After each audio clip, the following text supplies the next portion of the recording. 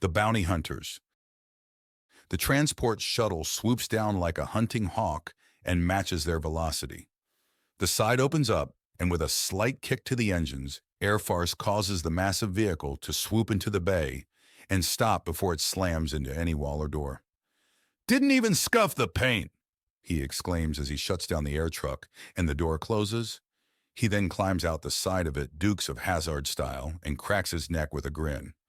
"Scaly, show Miss Shooty here how to use the railguns, then get your drones flying. I'm taking control of this bird. Try not to have too much fun." Slithern answers with a casual salute. "No such thing," Air Farce exclaims as he rushes through the transport to find Onyx in the pilot's seat.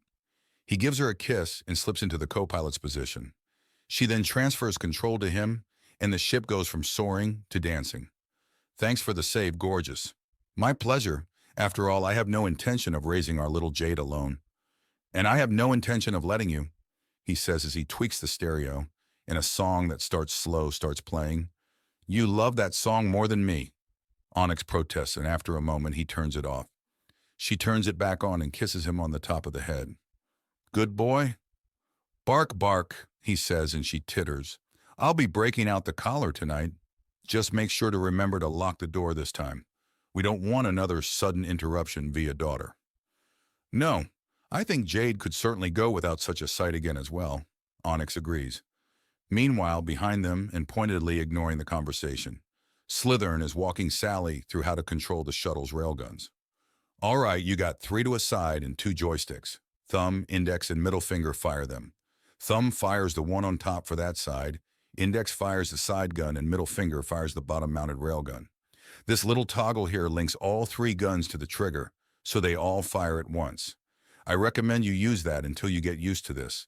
The target it shows you is where the guns are aiming, and while you can unlink the things, there's almost no way to control them.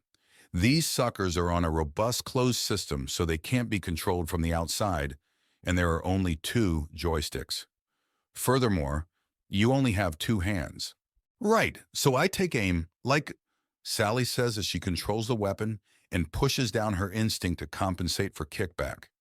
This is an entirely different kind of weapon, and a trinity of rounds slam into the side of the monster's head.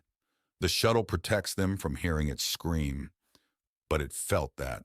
"I'd say you've got this covered. I'm going to get my drones prepped so we can give everyone a proper look at things. Have fun. The readouts at the edge of the screen are your ammo counts." "What's the little symbol besides the number mean?" "That's a K. It was used in an old human numeral system to mean 1,000. Slithern answers. "I have 6,000 shooters?" Sally demands. "Have fun." "No kidding, there's a lot of fun to go around," Sally notes with sparkling eyes. "Try not to have too much. To quote the flyboy, ain't no such thing," she answers as she takes aim and lets off a volley from the other side. "Oh, these ones go faster. I need to stop leading my shots so much." "I'll leave you to get a feel for it. I need to see if they brought my toys." "Other bay," Onyx calls from the front. "Thanks." He calls back and gets moving, even as Sally truly grows comfortable in her gunner's seat and lets off a double volley into the monster. There's no way in hell it's ignoring them now, but with the inertial dampeners, Slithern can't even feel the acrobatics and flips he knows air farce is making the shuttle do. "Perfect," he says, seeing the high-tech jacket with the sleeves already rolled up, sitting nice and comfortable on a large container with numerous slots in it that contain his observation drones. Just the way he likes it. He takes off his current jacket, and after brushing himself off a bit, he doesn't want the better one to get dirty after all. He slips it on. An alert pops up in his synthetic eye. "Synchronize YN?" The Y flashes as he selects the option, and he feels the implant in the back of his neck start to vibrate a little to alert him that something is accessing it. The collar on the jacket pops up and lines of codes run through it as it synchronizes completely with his implant. It then projects his commands, and a series of tiny projectors starts showing dozens upon dozens of screens as his drones activate. These models are not armed, but they're fast enough to keep up with ships short of FTL and have powerful scanners and cameras. No stealth fields, but this isn't exactly a stealth mission. Slithern uses them to check that the holding container is properly tied down, and then moves to the door controls on the wall. He hooks his tail around the doorway just in case, and then opens the door.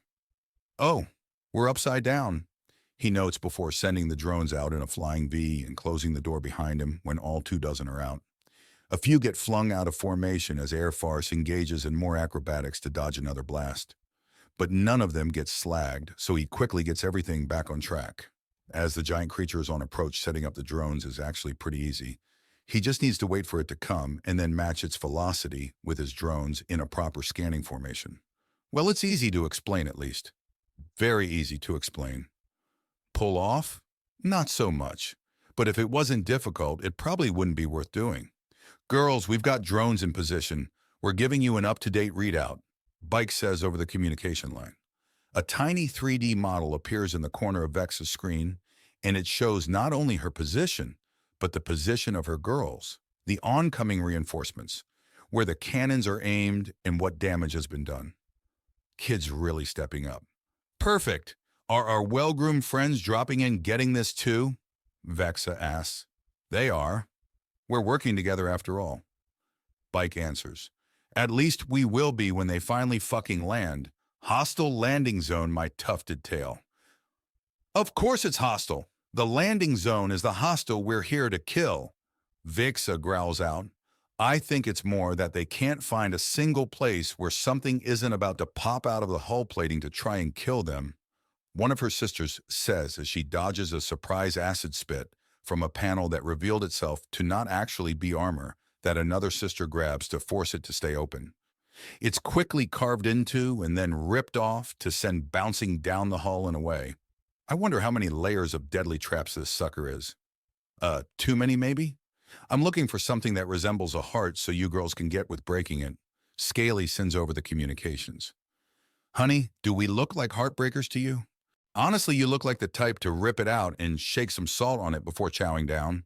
He answers and Vexa snorts at that answer. The boy's getting beautifully sassy. How have you not been dragged off to one of those Nagasha girls' beds? One of her girls asks. Dad, Mom, and Mother all took them aside and gave them a long, gruesome, and detailed explanation of what would happen if they didn't wait until I reach age of majority. Scaly replies smugly. We didn't get that lecture. You girls are with the hat. The most I have to worry about is being suddenly fitted into power armor so you can gush at how cute I am. And with the new baby girl on the ship and the ones on the way, my status as the cute one isn't going to last much longer.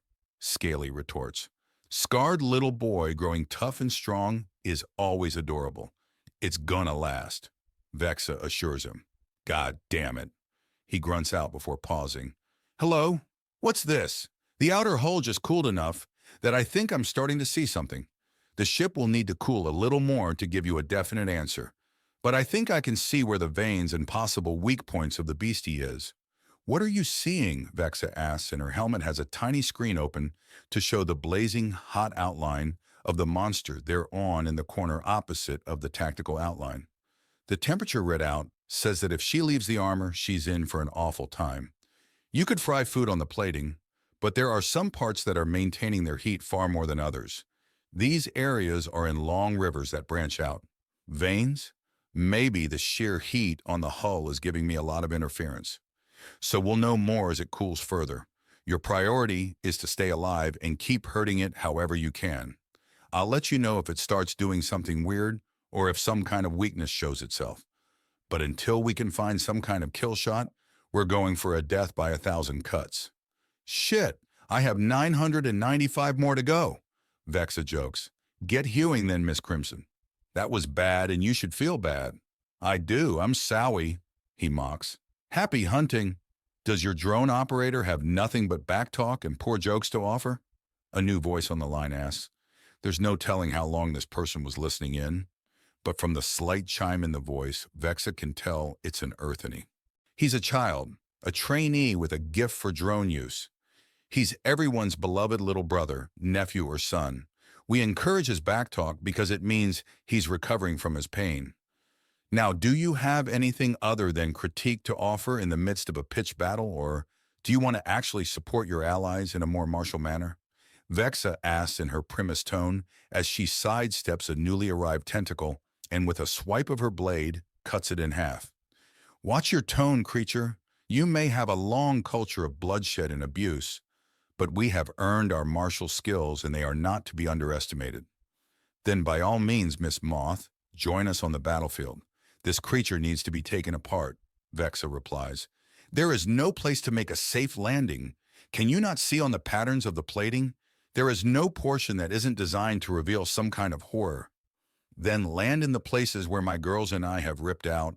Vexa begins to explain before a massive curved spike shoots out of the deck plating and scrapes against her breastplate to send her skidding back. She manages to sink her claws into it before it can retract and starts pulling. She can't rip it out, but she does bend it to the side and it can't retract into the deck plating anymore. There is an alert, and she observes a figure in shimmering white armor land next to her. The large cape grabs attention, but it's an Earthani. It's probably protecting her wings. Hollow blades extend from her gauntlets, and she slashes at the still writhing tentacle to fully cut through Tit. Glad you finally made it? Tell me, does any of your training say what to do when you're on a giant artificial monster that's wearing a battleship-like power armor? Vexa asks as more and more shimmering white soldiers in power armor drop. About a quarter have capes on to protect wings, half have multiple arms, and the remainder are split between those with gigantic lower bodies of the spider-based species or the distinct profile of an Ananus. It's the same as any opponent reliant on power armor. Disable or remove the armor, and then force submission at the point of a weapon. We just need to compensate for scale. I hate to break it to you, kiddo, but this thing is a bit on the big side for that. We've already hit it hard enough to reduce a mountain range to burning rubble. Not to mention it's adapting, and they both flick backwards and allow an attack that blurs through the air and trails greasy smoke, and a heat distortion pass between them. Before the panel that revealed the weapon can close, two pairs of claws grab the edge and force it open before two vibrating hollow blades plunge into the flesh. There's a bit of fishing around for the tendons and bone structure, but it only takes a few seconds before the bioweapon is thrown away to bounce over the side, leaving a small pit with a boiling mixture of slag and acid between them. Vibrating hollow blades? Fresh from the mines of the Empire, exclusive to us. For now, there are talks about licensing the patent before the unworthy steal it. Need to keep ahead of tech thieves and pirates, after all. Interesting.